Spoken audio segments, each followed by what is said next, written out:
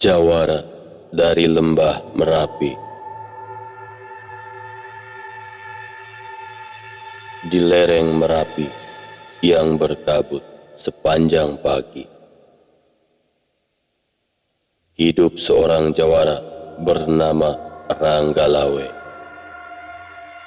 Ia tumbuh di sebuah desa kecil yang tersembunyi di antara hutan pinus dan aliran sungai berbatu.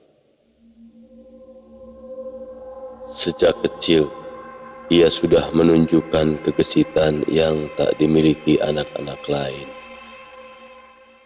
Geraknya ringan, pikirannya tajam, dan keberaniannya melampaui usia.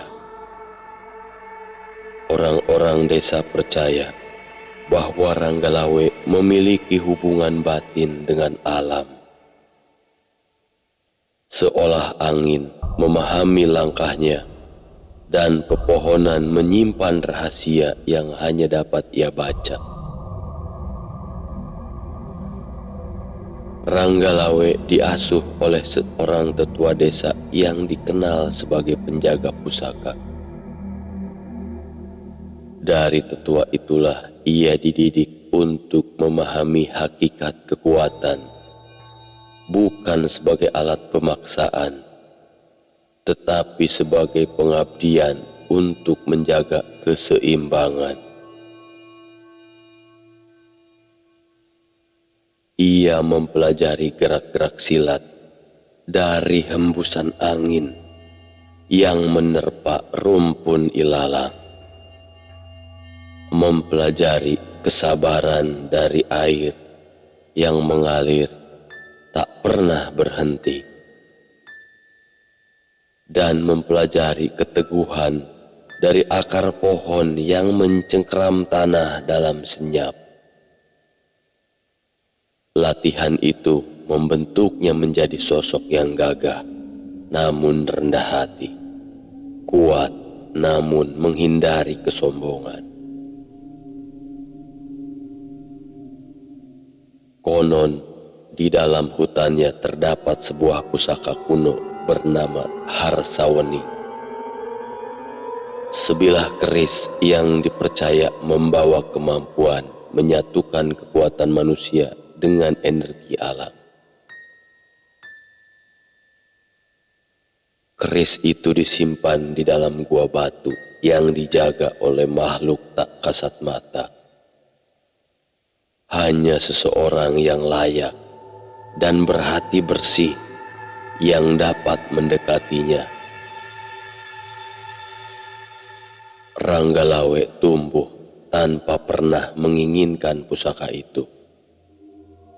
Tetapi takdir membawanya pada jalan yang berbeda. Ketika suatu malam desa diguncang oleh kehadiran kekuatan hitam dari utara.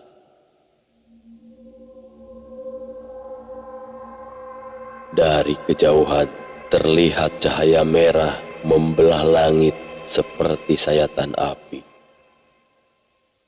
Orang-orang desa berlarian ketakutan. Tanah bergetar, dedaunan berterbangan, dan hawa gelap menyelimuti udara.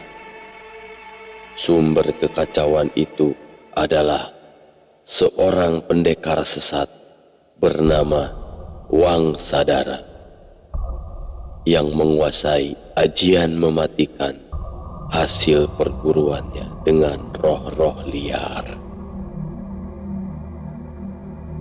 Ia memiliki ambisi untuk menguasai daerah Merapi. Sebab menurut legenda, siapa yang menguasai wilayah itu akan mendapatkan kekuatan yang tak tertandingi. Ranggalawe tidak dapat tinggal diam. Ia merasakan getaran tak wajar di dalam tubuhnya. Seperti panggilan dari masa depan yang menuntutnya untuk bertindak. Dalam kesunyian subuh, ia menuju hutan larangan. Udara di dalam hutan terasa berat, tetapi langkahnya mantap. Ia menyusuri jalan setapak yang hanya dikenal oleh para penjaga desa. Setelah melewati batu-batu lumut dan akar-akar raksasa, sampailah ia di depan gua pusaka Harsaweni. Aura lembut memancar dari dalam gua. Namun, di balik ketenangan itu, terasa pula kekuatan yang bersemayam sejak ratusan tahun.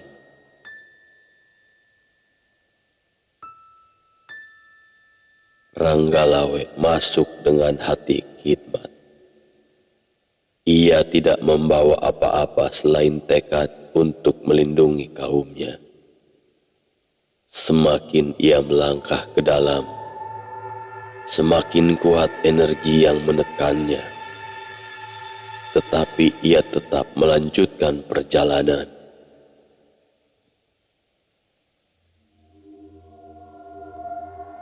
Pada akhirnya, ia menemukan keris itu tertancap pada batu besar, memancarkan cahaya biru yang temaram. Tanpa menyentuhnya, Ranggalawe menundukkan kepala, seolah memberi hormat kepada sejarah panjang yang terkandung di dalam pusaka itu. Seberkas angin lembut mengitari tubuhnya. Lalu cahaya keris menyala lebih terang, seolah mengenali kehadirannya. Batu yang menahan keris bergetar pelan, dan pusaka itu terlepas dengan sendirinya. Ranggalawe merasakan getaran hangat menyelinap ke dalam tubuhnya, mengisi setiap urat dengan energi yang belum pernah ia rasakan sebelumnya.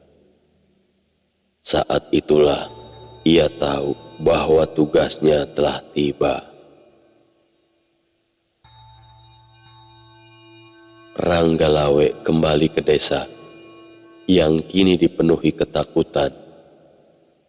Wangsadara memerintahkan pasukan bayangan untuk merusak ladang, mencuri hasil panen, dan menebar rasa putus asa. Penduduk tidak berdaya menghadapi kekuatan gaib yang dikendalikan oleh pendekar sesat itu. Langit tampak kelabu, seolah alam pun ikut merasakan ancaman yang makin dekat.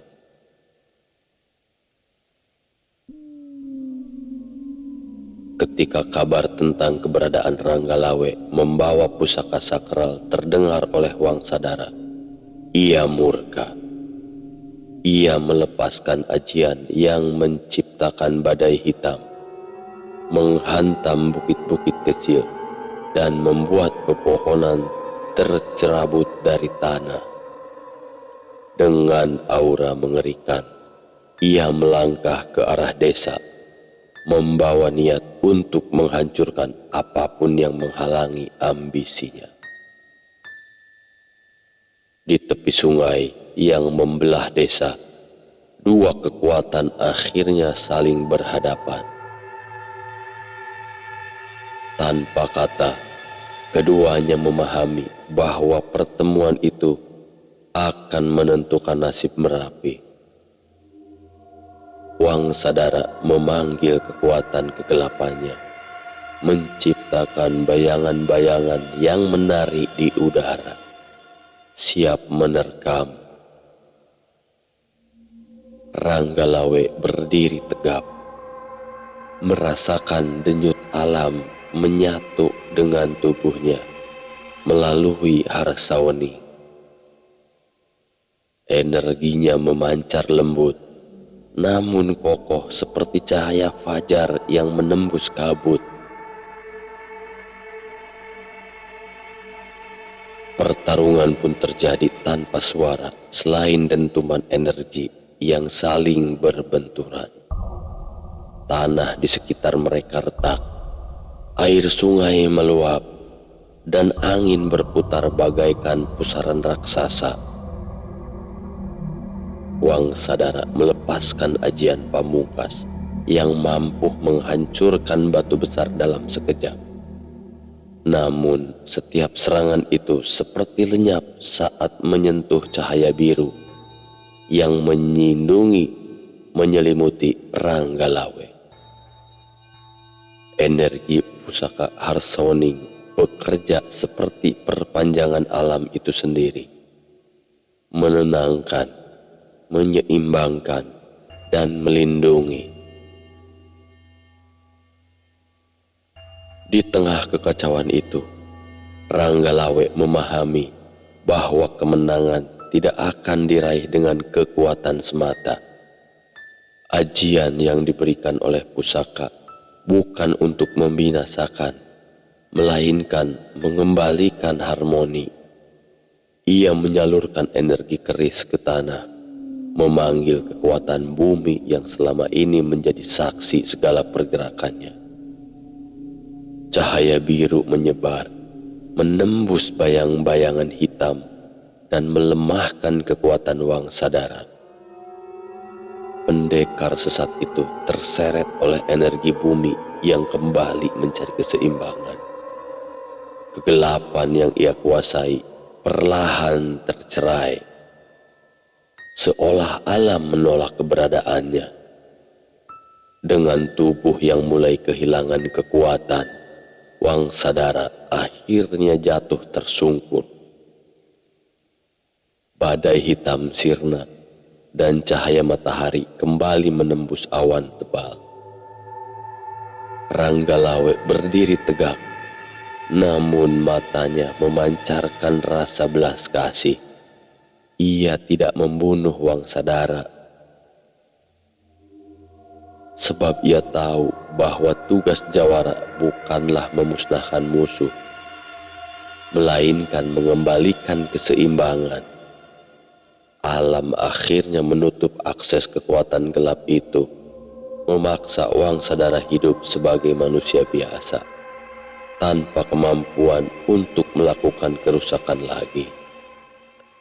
Kemenangan itu membawa kedamaian baru bagi desa. Orang-orang kembali bekerja di ladang, sungai mengalir dengan jernih, dan angin Merapi kembali berhembus lembut. Ranggalawe menjadi penjaga alam sekaligus pelindung masyarakat. Namun ia tidak pernah menganggap dirinya sebagai pahlawan. Ia tetap hidup sederhana, membangun warga dan menjaga hutan seperti sebelum kekacauan datang. Pusaka Harsawaning ia kembalikan ke Gua Batu agar tetap menjadi bagian dari keseimbangan alam dan tidak disalahgunakan. Dengan begitu, ia memastikan bahwa kekuatan itu hanya akan bangkit kembali ketika benar-benar dibutuhkan. Di antara pepohonan yang hijau dan udara yang segar, Ranggalawe melanjutkan tugasnya sebagai jawara yang menjaga harmoni antara manusia dan alam, tanpa berharap imbalan selain ketenangan bagi desanya. Dan legenda tentang sang jawara dari lembah Merapi pun terus hidup, diceritakan dari satu generasi ke generasi berikutnya, menjadi pengingat bahwa kekuatan sejati bukanlah tentang menguasai, melainkan menjaga keseimbangan dan kedamaian.